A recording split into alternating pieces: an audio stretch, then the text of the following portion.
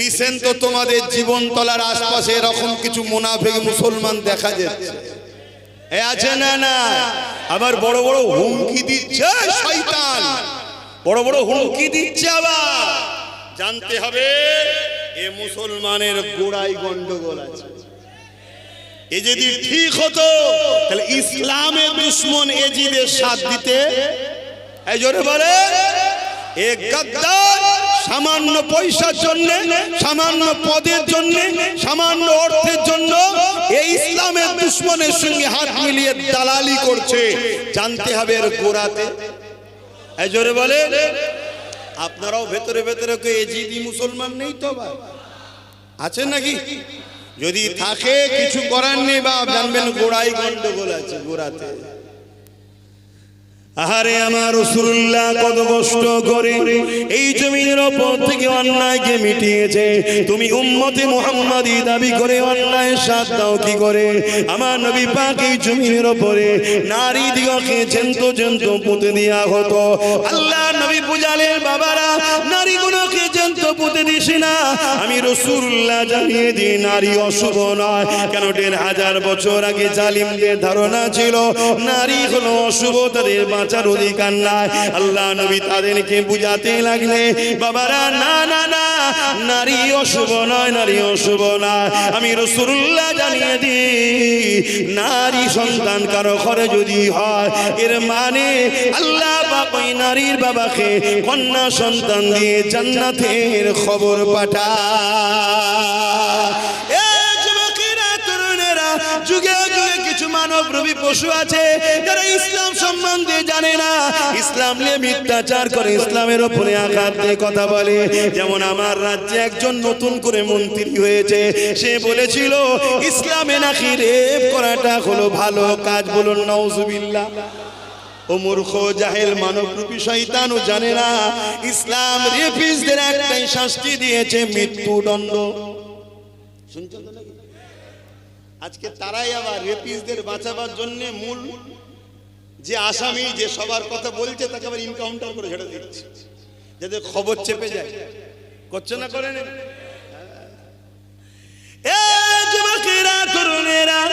একমাত্র সমস্যা সমাধান আমার কোরআন, আমার রাসূলুল্লাহ দিয়ে গেছে। আমার নবী পাক জানিয়ে দিলেন, বাবারা আল্লাহ পাক যখন কারোর উপরে খুশি হয়, আল্লাহ তাকে কন্যা সন্তান দেয়। আল্লাহ পাক কন্যা সন্তান দিয়ে তাকে জান্নাতের খবর পাঠায়। আল্লাহ নবী আরো বলে, কোন দাম্পত্য জীবনে যদি দুটো কন্যা সন্তান হয়, আমি রাসূলুল্লাহ দুই কন্যার বাবাকে শাফাআত করে জান্নাতে নিয়ে যাব। আল্লাহ নবী আরো জানান, কারো ঘরে যদি 3টে কন্যা সন্তান হয়, ওই 3 কন্যার বাবা যদি 3টে কন্যাকে লালন পালন স্নেহ মায়া মমতা দিয়ে বিবাহ শাদীটা দিয়ে দেয়, আমি রাসূলুল্লাহ জানিয়ে দিলাম ওই 3 কন্যার বাবাকে আর আমি রাসূলুল্লাহ জান্নাতে দুটো আগুন তুলে দেখিয়েছে, যেমন পাশাপাশি ওই 3 কন্যার বাবা আর আমি রাসূলুল্লাহ আল্লাহর জান্নাতে পাশাপাশি থাকবো। আরো জোরে বলুন সুবহান।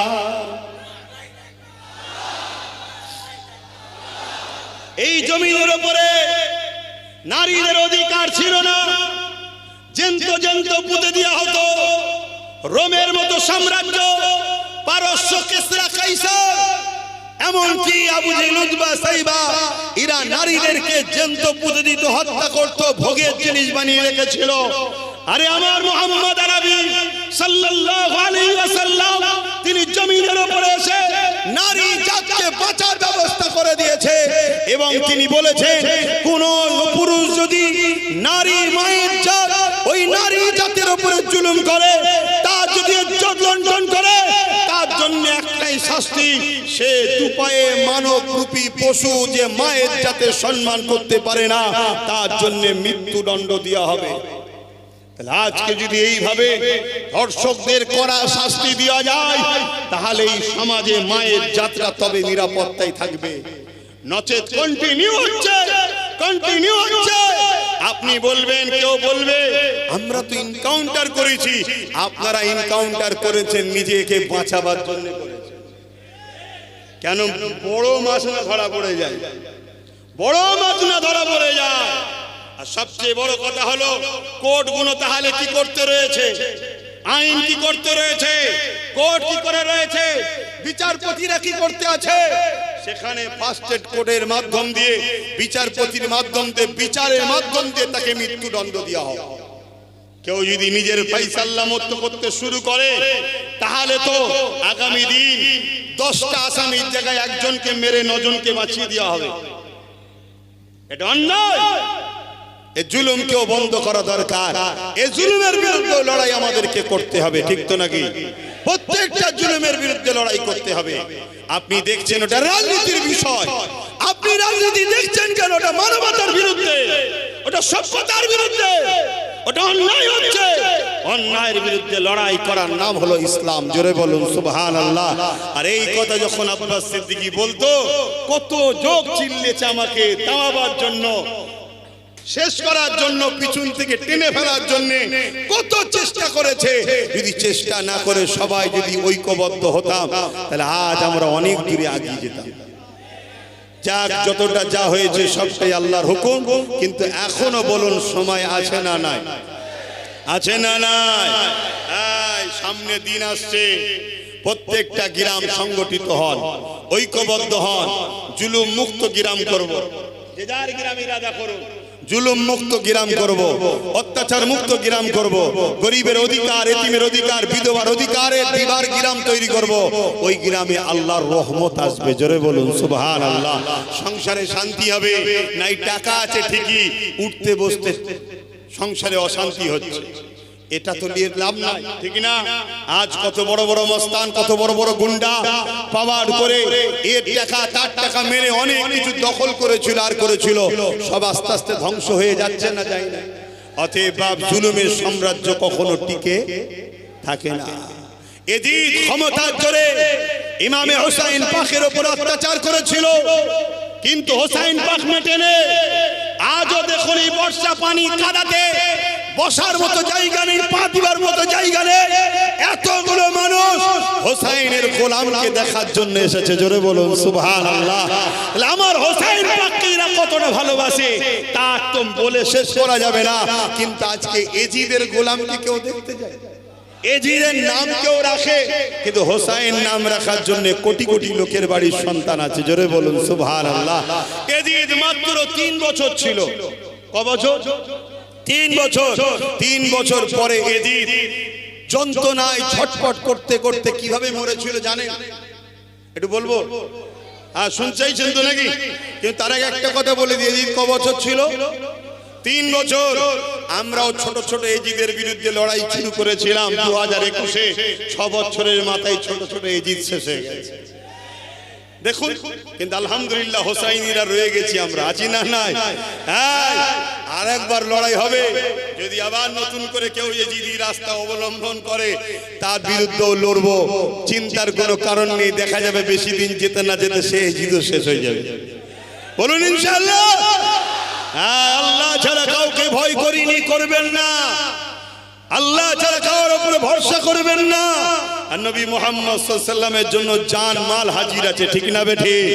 এ দুনিয়া কিছুদিনের, আজ আছি কাল নাই। কাল তো দূরের কথা, 10 মিনিট পরও বলতে পারবে না যে আছি, ঠিক না? হ্যাঁ, আল্লাহ নবী বললেন হায়াত আরো কম। একদিকে সালাম ফিরিয়েছে, আর একদিকে ফিরবার আগেই মৃত্যু হয়ে যেতে পারে। এর নাম জিন্দেগি। তাই লোভ করো না, লালসা করো না, লুটপাট করো না। এর নাম হলো ইসলাম। শুধু মসজিদে গিয়ে তসবিহ পড়ার মধ্যে ইসলাম আছে তা নয় বাপ। ওটা ব্যক্তি জীবনের, এটা সমাজ জীবনের। ব্যক্তি জীবনে যদি ভুল হয়েও যায় আল্লাহর কাছে কাঁদবেন, আল্লাহ মাফ করে দেবে। কিন্তু আল্লাহর সৃষ্টিকে যদি ভালো না বাসেন, নবী বলছেন লা ইয়ারহামুল্লাহু মান লা ইয়ারহামুন নাস। যে মানুষের উপরে দয়া করে না, মহান স্রষ্টা আল্লাহর দয়া সে পাবে না। যে মানুষের উপরে দয়া করে সে আল্লাহ পাকের দয়া পাবে। আপনি নামাজি হয়ে যদি মানুষের উপরে দয়া না করেন, আল্লাহ দয়া আপনি পাবেন না। আপনি রোজাদার ভালো কথা, কিন্তু মানুষের উপরে যদি দয়া না করে, আল্লাহর রহমত আপনি পাবেন না। আপনি হাজী সাহেব হয়েছেন ভালো কথা, কিন্তু মানুষের উপরে যদি দয়া না করে, আল্লাহ পাকের দয়া আপনি পাবেন না। এই মানুষ মুসলমান হোক, মানুষ হিন্দু হোক, যেই হোক, আল্লাহ পাকের যদি দয়া পেতে চান, আল্লাহ শ্রেষ্ঠ সৃষ্টি মানুষ জাতিকে ভালোবাসতে হবে। কেউ যদি খাবার না থাকে, তার খাবারের ব্যবস্থা করতে হবে। কারো পরনার কাপড় না থাকলে কাপড়ের ব্যবস্থা করতে হবে। কারো থাকার জায়গা না থাকলে তাকে থাকতে দিতে হবে। এ যুবকেরা, এ আমার নবী পাকের উম্মত উম্মতিরা, শাসক যদি ক্ষমতার জোরে মানুষের ঘরকে ভেঙে দেয়, মানুষের খাবারকে কেড়ে নেয়, ওই জালিম শাসকের বিরুদ্ধে লড়াই করে আল্লাহর সৃষ্টিকে বাঁচানো, এটা হলো আমার তোমার জন্য বড় জিহাদ। এর নাম ইসলাম। আমার তাহলে একজন টিচার এসে নামাজের কথা বলছে, ভালো কথা। একজন টিচার এসে রোজার কথা বলছে, ভালো কথা। স্কুলে সব সাবজেক্ট থাকবে তো নাকি? আর একজন যদি আব্বাস সিদ্দিকী এসে সমাজের জুলুমকে মিটিয়ে ন্যায়কে প্রতিষ্ঠিত করার কথা বলে, তাহলে বিরোধী হওয়া তো উচিত নয়। যখনই বিরোধী হবে, তখনই জানতে হবে এরা ইংরেজদের উত্তরসূরি। কেন ইংরেজরা এ দেশে শুরু করেছিল মুসলিম সমাজকে ঘুম পড়িয়ে রাখো, কথা বুঝে আসছে। কিন্তু যখন হযরতে আব্দুল আজিজ মুহাদ্দিস দেলভী রহমাতুল্লাহ আলাইহি বললেন ইংরেজদের বিরুদ্ধে লড়াই করা ফরজ, তখন ইংরেজদের মাথায় হাত পড়ে গেল। আজকালকার শাসকরাও মৌলী সাহেবদের ঘরে পুষছে, আলেমদের পুষছে, বক্তাদের পুষছে, তাদের ঘরে দিয়ে কি করছে? জুলুমের বিরুদ্ধে যেন কথা না বলে, অত্যাচারের বিরুদ্ধে মুসলমান যেন মাথা না ঘামায়। তাতে তোমাকে কি লাগবে বলো? লাও। এসব হয়েছে না হয়নি? তোমাদের এলাকায় এসব হতো না? হতো না? হ্যাঁ হতো। কথা বুঝে আসছে? হ্যাঁ। আর আব্বাস সিদ্দিকীকে ঢুকতে দিত না কেন? একটাই কারণ, আব্বাস সিদ্দিকী ঢুকলে জুলুমের বিরুদ্ধে বলবে। এ জালিমদের পা চাটা বক্তা তো নয়, জালিমদের তোষণ করা তো বক্তা নয়, জালিমদের কথা মতো চলবে এমন তো হুজুর নয়। তাই আব্বাস সিদ্দিকীকে ঢুকতে দেওয়া যাবে না। আল্লাহ পাক আজকে দিন দিয়েছে, নিয়ে এসেছে, আপনারা এনেছেন। দুটো কথা বলছি, কিন্তু শুধু শুনলে হবে না, কথাকে দিলের মধ্যে গেঁথে নিতে হবে। যতদিন বাঁচবেন গরিবদের পক্ষে থাকবেন, এতিমদের পক্ষে থাকবেন, বিধবাদের পক্ষে থাকবেন, মুসলিমদের পক্ষে থাকবেন, অসহায়দের পক্ষে থাকবেন, ক্ষুধার্তদের পক্ষে থাকবেন। এই যুবকেরা, বাপেরা, মায়েরা, বোনেরা, যতদিন বাঁচবেন জুলুমের বিরুদ্ধে থাকবেন, ন্যায়ের পক্ষে থাকবেন। জোরে বলুন সুবহানাল্লাহ। মনে রেখে দিও, জুলুম কিছুদিনের জন্য হয়তো বারবারন্ত হতে পারে, কিন্তু ইতিহাস বলছে যুগে যুগে জুলুম মিটেছে, ইনসাফ মেটেনে, যুগে যুগে অত্যাচার মিটেছে, মানবতা মেটেনে, যুগে যুগে ন্যায় বেঁচে আছে। কেন? জুলুমের সাথে আল্লাহ কখনো ছিল না, আজও নাই, কোনোদিন থাকবে না। আমার আল্লাহ সর্বসময় অসহায়দের সাথে আছে। জোরে বলুন সুবহানাল্লাহ।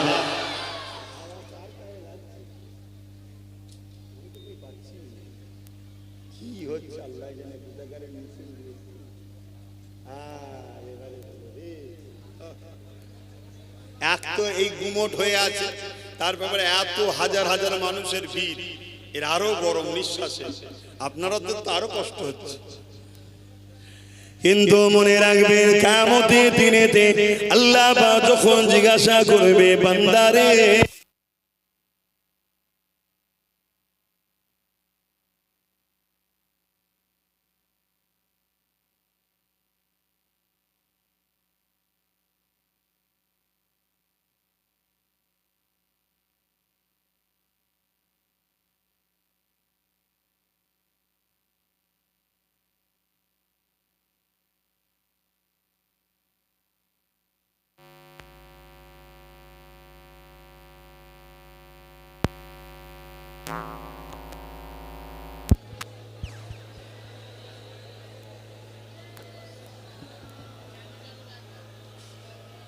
যাদের হৃদয়ে আছে আল্লাহর ভয়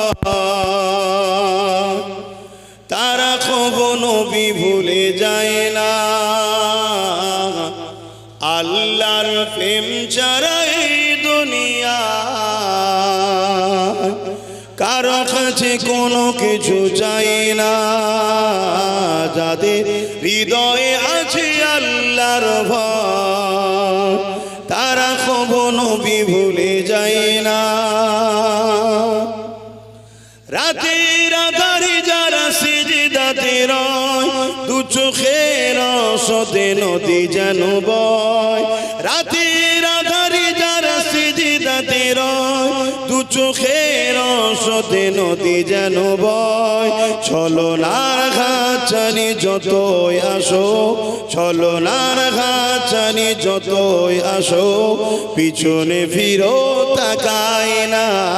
যাদের হৃদয়ে আছে আল্লাহর ভয় তারা কখনো নবী ভুলে যায় না।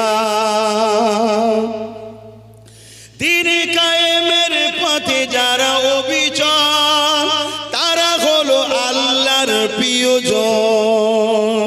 আল্লাহর প্রিয়জন কারা? যারা দিন কায়েমের জন্য সব সময় ব্যস্ত থাকে। আপনারা আল্লাহর প্রিয় হতে চান না? জোরে বলুন। দিন কায়েমের পথে যারা অবিচল তারা হলো আল্লাহর প্রিয়জন। দিন বলতে কি? ইসলাম। দিন বলতে ইসলাম। ইসলাম বলতে কি? এক কথাই শান্তি। ইসলাম বলতে কি? এক কথাই শান্তি, কিন্তু ব্যাপক অর্থ কি? তা'মুরুনা বিল মা'রুফ ওয়া তানহাউনা আনিল মুনকার। জুলুমকে মিটাও, ন্যায়কে প্রতিষ্ঠিত করো। যে সমাজে দুর্নীতি থাকবে না, চোর থাকবে না, খুন থাকবে না, রেপ থাকবে না, অত্যাচার থাকবে না, মানুষের উপরে জুলুম হবে না, বেইনসাফি হবে না, জাস্টিস হবে, ন্যায় হবে, ইনসাফ হবে, একে বলা হয় ইসলাম। জোরে বলুন সুবহানাল্লাহ। আজ প্রতিদিন আমাদের সমাজে রেপ হচ্ছে, প্রত্যেক দিন হচ্ছে, নয় না? প্রত্যেক দিন। আপনাদের পাশে বারাইপুরে ঘটলো, হ্যাঁ, বারাইপুরে রেপ হয়ে গেল। বারাইপুরের ঘটনা এখনো তাজা আছে। এর মধ্যে আরো ৬-৭ জায়গায় হয়েছে। আপনারা খবর রাখেন? আজকে হয়েছে, আবার খবর পেয়েছেন রোজ। আর আমার রাসূলুল্লাহ 1500 বছর ধরে সিস্টেম শিখিয়ে দিয়ে গেছে। আজও পর্যন্ত মক্কা মদিনায় একটা রেপ তো দূরের কথা, কোনো ইফটিজিংও হয় না। জোরে বলুন সুবহানাল্লাহ। আরো জোরে বলুন সুবহানাল্লাহ। কিছু কিছু আবার জাহেল আছে, রাসূলুল্লাহর বিরোধী করে। হ্যাঁ, নিজেদের আওকাত নেই, নিজেদের ক্ষমতা নেই একটা সুস্থ সমাজ গড়া। এ সমাজ বন্ধ হবে যদি তোমরা জাগো। এ সমাজ ভালো হবে যদি তোমরা জাগো। আর তোমরা জেগে ওই যে পরের পিছনে দাঁড়াবে, পরের বোঝাকে মাথাইলে ঘুরবে, তাহলে জীবনে সমাজ পরিবর্তন হবে না। তোমাদেরকে জাগতে হবে, নিজেদের বোঝা নিজেদের মাথায় তুলতে হবে। পরের বাপকে বাপ বললে হবে না, নিজের বাপ তৈরি করো, নিজে এগিয়ে চলো, কারো পিছনে নয়, সামনে দাঁড়াও, লিডারশিপ হও, নেতৃত্ব দাও, তবে সমাজ পরিবর্তন হবে। কথা বুঝে আসছে? আর নচেত এই সমাজ আগামী দিন আরো ধ্বংসের দিকে যাবে। আর এই ধ্বংসের ধসেতে বা দাবানলে তোমার আমার ঘরের বাচ্চাগুলো পুড়ে পুড়ে মরবে, কিচ্ছু করার নেই। দিন কায়েমের পথে যারা অবিচল তারা হলো আল্লাহর প্রিয়জন। বাতিলের কাছে যারা হার মানে না, সংগ্রাম করে যায় অমরণ। যাদের হৃদয়ে আছে আল্লাহর ভয় তারা কখনো নবী ভুলে যায় না। আল্লাহর প্রেম ছাড়া এই দুনিয়ায় কারো কাছে কোনো কিছু চাই না। আল্লাহুম্মা সাল্লি আলা